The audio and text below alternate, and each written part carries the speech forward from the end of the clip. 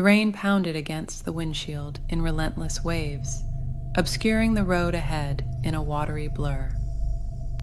Jake gripped the steering wheel tightly as he navigated through the desolate countryside. It was past midnight, and he was driving home after a long day at work. The only sound in the car was the rhythmic swish of the windshield wipers. As he rounded a bend in the road, Jack saw a figure standing by the side of the road, illuminated by the dim glow of his headlights. A hitchhiker. Jake hesitated for a moment before pulling over.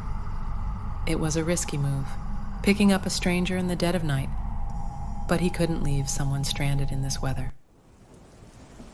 The hitchhiker approached the car, his features hidden beneath the hood of his tattered jacket. Jake rolled down the window. "Need a ride?" he called out over the sound of the rain. The hitchhiker nodded silently and climbed into the back seat without a word. Jake pulled back onto the road, stealing a glance at the stranger in his rearview mirror.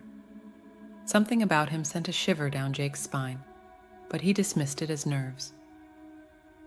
As they drove on in silence, Jake's unease grew. The hitchhiker hadn't said a word since getting into the car, and his presence seemed to fill the small space with an oppressive weight.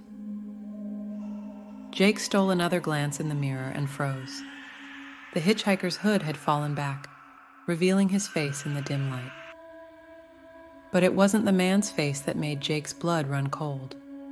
It was the empty sockets where his eyes should have been, two dark voids that seemed to swallow the light around them. Jake's heart pounded in his chest as he fought to keep his composure. He couldn't let the hitchhiker know he was afraid. But as they continued down the dark, deserted road, Jake couldn't shake the feeling that he was being watched. Suddenly, the hitchhiker spoke, his voice low and gravelly. "Turn left here," he said, his words sending a chill down Jake's spine. Jake hesitated for a moment before obeying, his hands trembling on the steering wheel.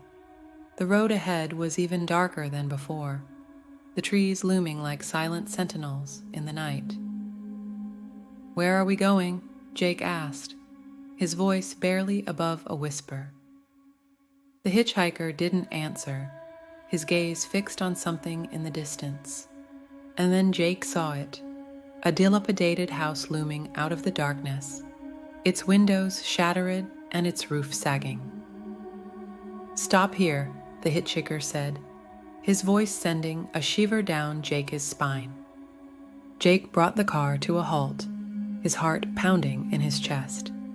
He watched in horror as the hitchhiker climbed out of the car and disappeared into the darkness, leaving Jake alone in the night. For a moment, Jake sat frozen in fear, unsure of what to do. And then, without another thought, he slammed his foot on the gas pedal and sped off into the night, leaving the abandoned house and the hitchhiker behind him. But as he drove, Jake couldn't shake the feeling that he hadn't escaped at all, that the hitchhiker was still out there, lurking in the darkness, waiting to claim his next victim. And as the first light of dawn broke over the horizon, Jake vowed never to pick up another hitchhiker again.